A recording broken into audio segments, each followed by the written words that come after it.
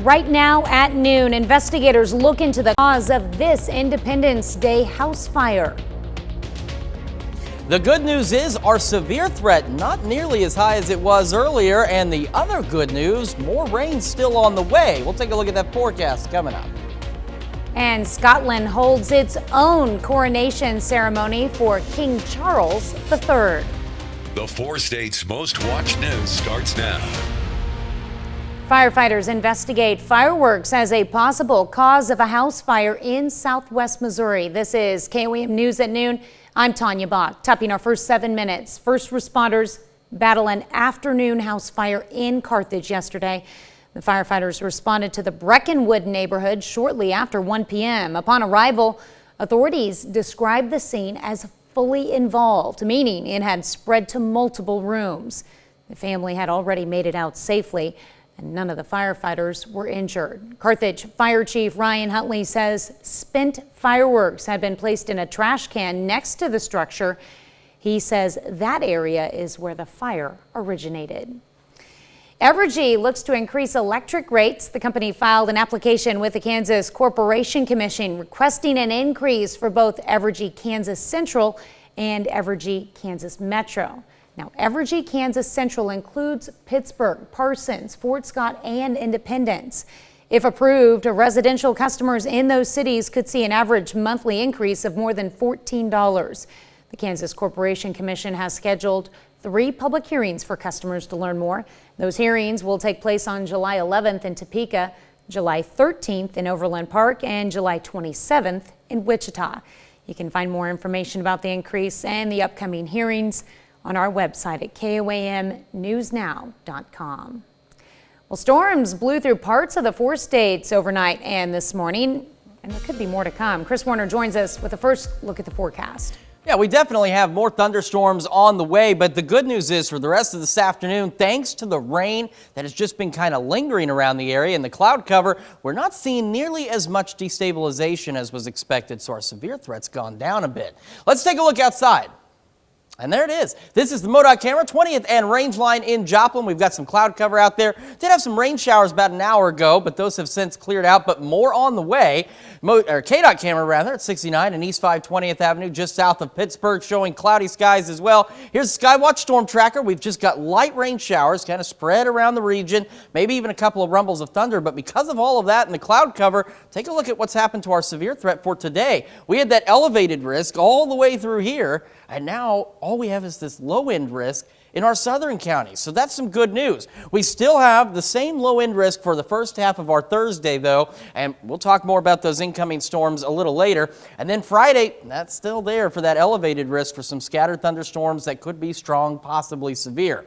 Yesterday started the day at 67, so a pinch below average, but boy, we shot up pretty darn toasty. Made it to 95 out there, so 6 degrees above where we should be. Temperatures around the region look like this: 76 Nevada, Lamar, 74 in Pittsburgh, 71 Chanute, 69 Neodesha, 78 though Miami, 77 Neosho.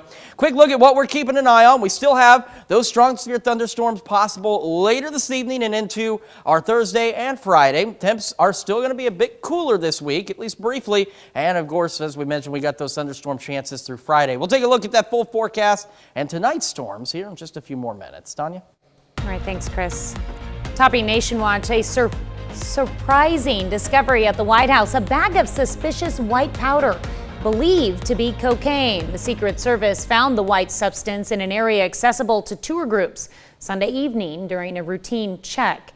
The president and his family were out of town at the time, but the discovery sparked a precautionary closure of the White House complex altogether.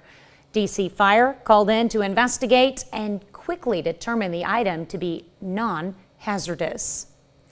Well, nearly 2 weeks after Wall Street Journal reporter Evan Gershkovich last appeared in a Moscow courtroom where he is facing espionage charges, come signs that Russia may be open to a prisoner exchange. When asked about the possibility, a Kremlin spokesman said, quote, "There have been certain contacts on the subject, but we do not want them to be discussed in public." Now, speculation arose after the U.S. ambassador to Russia visited the 31-year-old journalist on Monday. The same day, a Russian diplomat visited a jailed Russian citizen who is behind bars in Ohio on cybercrime charges. Well, 2 months after Britain's King Charles received a lavish coronation in London, Scotland is hosting its own event to celebrate the monarch's new reign. Tina Kraus takes us to Edinburgh for the story. Royal pomp and pageantry filled the streets known as the Royal Mile in Edinburgh, as crowds in Scotland's capital city celebrated the new monarchy of King Charles III. The King and Queen Camilla rode in a royal procession, flanked by Prince William and Kate, known as the Duke and Duchess of Rothesay to the Scots. At a service of Thanksgiving in St. Giles Cathedral, King Charles received the crown jewels, once used in the coronations of Scotland's kings and queens, along with a new sword of state named after his late mother, Queen Elizabeth II. The Crown of Scotland. 70 years ago, she also went through this same ritual, meant to highlight how England and Scotland had different monarchs until the crowns were united in 1603. Wednesday's event brought King Charles back to the same cathedral where he mourned his mother's death nearly 10 months ago. But the second largest country in the UK is split on support for the monarch, with chants from demonstrators clashing in the streets.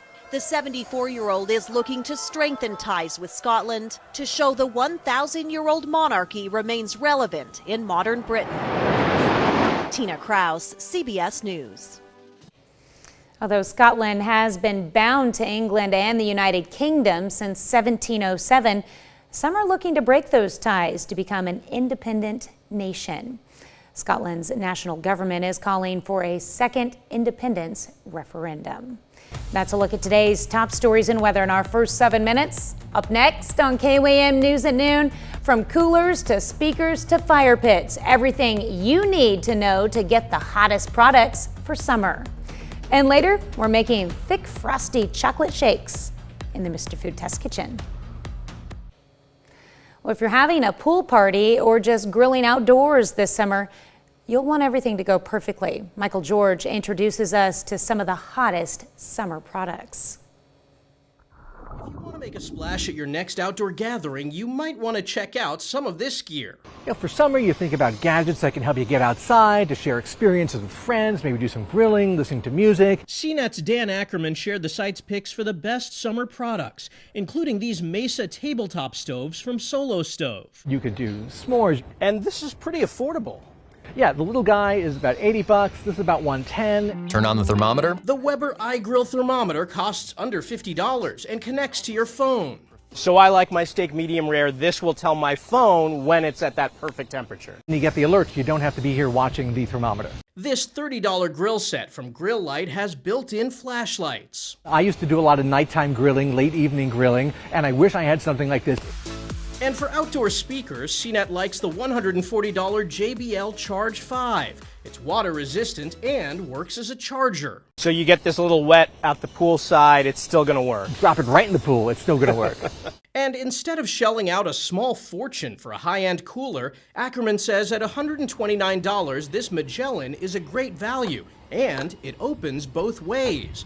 You can enjoy the hot summer without burning through all your cash. Michael George, CBS News, New York. Never had a cooler open both ways. Still to come on the KOAM News at Noon, Mr. Food. I've got a question for you. When it comes to ice cream, do you prefer eating it out of a bowl or licking it off the cone? Want to know my favorite way? Stick around. And while our severe threat has diminished for today, we still have strong thunderstorms in our forecast and more on the way tonight. We'll take a look at that when we come back.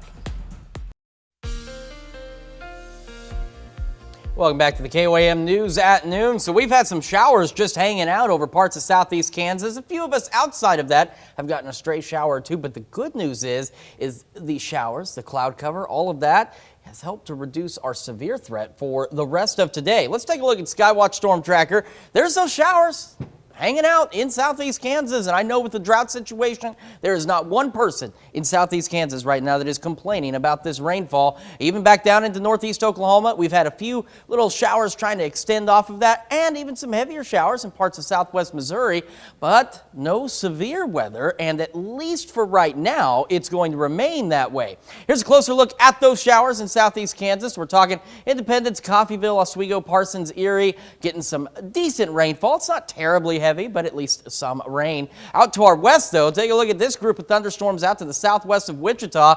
They are not severe at the moment. Some of them have been strong on occasion, but as we look at the loop, they are not necessarily moving our direction. They're continuing to shift off to the south and to the east. So our severe threat for today has been, again, significantly reduced. So let's take a look at what we are looking at.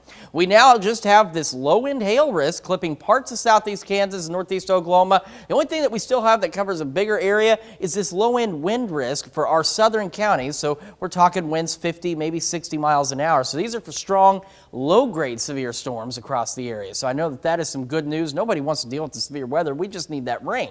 Let's look down the road. Here we are at 4, still a few lingering showers out there, maybe a couple of thunderstorms. And then again, the one thing that hasn't changed is what's going to go on overnight tonight into our Thursday. We're going to stay somewhat calm, and then as we head to about midnight, we'll see a few more of these thunderstorms start to pop up. And they'll start to roll through. Here we are at 2 a.m. We've got scattered storms across the area. And as we go later into the morning on Thursday, take a look out to the west. More organized thunderstorm activity is expected to start rolling in. And some of this could also be strong, possibly low-grade severe as we head through the morning on Thursday. And then as we head later into the day, say around between 11 and 1, that activity kicks on out of here. So we do still have that low wind risk for a few strong storms for the first half of our Thursday. And then for Friday, still looking at scattered thunderstorm chances, but some of these could be strong, possibly severe, and that's why we still have that elevated risk for Friday. Here's our rain chances. So here's that pause we're talking about, and then as we go back into the overnight and into the morning hours on our Thursday, those rain chances pick right back up again. And again, it's much needed rain regardless. We need that. MoDOT camera, 20th and Rangeline. Traffic is moving, always a good thing, but cloudy skies, and same from our camera here at the KOAM studios just north of Crestline, Kansas. And as we look at 7th and Rangeline, the sky looks more ominous than what it really is. We've got some light rain at the airport, 76 in Joplin. Temperatures trying to get up there. We talked about that this morning. And over in Pittsburgh, 74, cloudy skies. Dew point humidity up there, so it does feel a little muggy. And you can see who has and has not been getting much rain, because look at Anderson, 78 Miami, 69 Parsons, 71 in Chanute, 76 in Lamar, and 74 in Fort Scott. So as we go through the rest of the day, again, a few scattered thunderstorms possible, still looking to make it maybe about the mid-80s, and some of us still could make the lower 90s. We go into the evening, we'll get that pause, and then we'll see additional thunderstorm development as we head into the overnight hours, dropping back into the lower 70s. We'll go mid-80s again tomorrow, mid-80s on Friday, mid-80s even on Saturday. Thunderstorm chances stick with us through the beginning of next week, and then temperatures start to ramp up as well. We go into the low to mid, even upper 90s by the middle of next week, and then we'll start to see things calm down a bit in terms of temperatures. We'll cool down back to the mid-80s by Thursday, low 90s by next Friday. But we still want to watch the storms this evening. Even though the severe threat's been greatly reduced, that does not mean that we are completely out of the woods. A few strong, low-grade severe storms are still possible later this evening, overnight, and into the first half of our Thursday. And then we'll watch again on Friday for additional strong to severe thunderstorm chances across the area. I'm just thinking that this time last week when the temperatures were 105 degrees, yeah. I mean, this is nice compared to that. This is very nice, and I just the rain chances that we're getting much needed across the area, and we're getting not overly copious amounts of rain, but we're getting that rain finally down here. Maybe I can consider replacing my hanging plants that all died. All right, there you go. They couldn't handle it. I don't doubt it. All right, thanks, Chris. Well, stick around. We're making chocolate shakes after the break. Well, July is National Ice Cream Month, and today we're celebrating with a cool and refreshing treat. Howard shows us how to make a thick and frosty chocolate shake in the Mr. Food Test kitchen. We kicked off July, as we do every year, with the red, white, and blue of Independence Day. And if you're thinking there's nothing more all-American than that, then let me remind you that July is also Ice Cream Month, which in my eyes is also as all-American as it gets. So the next time you're at the market, make sure you spend a few extra minutes checking out all the new trends, flavors, and brands of ice cream that our freezer aisle has to offer. And if you think it's hard to decide if you should eat it out of a bowl or would it be better in a cone, just wait until you see all the flavors that are available this year. And for those of you who are looking at what many call better for you options, there's no shortage of them. Everything from plant-based frozen favorites to ones that have less sugar and are dairy-free. And if you want to bring back all those ice cream truck memories from years gone by, then you have to check out all the novelty options. And don't be surprised if you hear the jingle of the ice cream truck bell as you walk down the aisle. And since there's no better time than right now to pick up a few of your favorite flavors and varieties, you better stock up. And with ice cream being so versatile, rather than giving you a recipe to whip up, let me share some of my favorite ways that I like to use it. In the heat of the summer, there's nothing better than a thick frosty shake. And what's a slice of fresh berry pie without a scoop of creamy ice cream on top of it? And for those times when you're on the go, make sure you have plenty of ice cream novelties on hand. With so many ways to enjoy it, I promise you'll be hearing loads of, ooh, it's so good. You can find this recipe along with a lot more good food from the Mr. Food Test Kitchen online. Just go to our website, KOAMnewsnow.com. Here's a look at our 4-state market prices.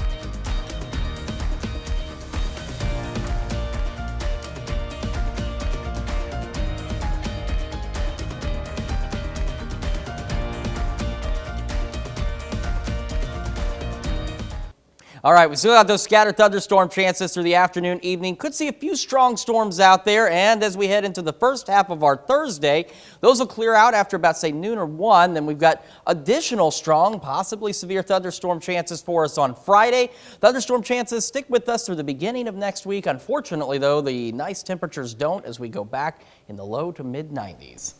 Well, coming up tonight at 5, it is mosquito season, and as it gets warmer across the country, the pesky little bugs are making their presence known. In Health Watch, tips to protect yourself and your family from these potentially virus-carrying insects. Plus, meet a Mulberry, Kansas woman who is spending the day searching for her lost pet after yesterday's fireworks, and some tips that could help bring home lost pets. And 4-state teens dive into their imaginations at Fantasy Camp at the Spiva Center for the Arts. Join us for those stories and much more tonight on the KOAM News at 5. We want to thank you for joining us for the KOAM News at noon. The rest of the team will see you right back here at 5 o'clock.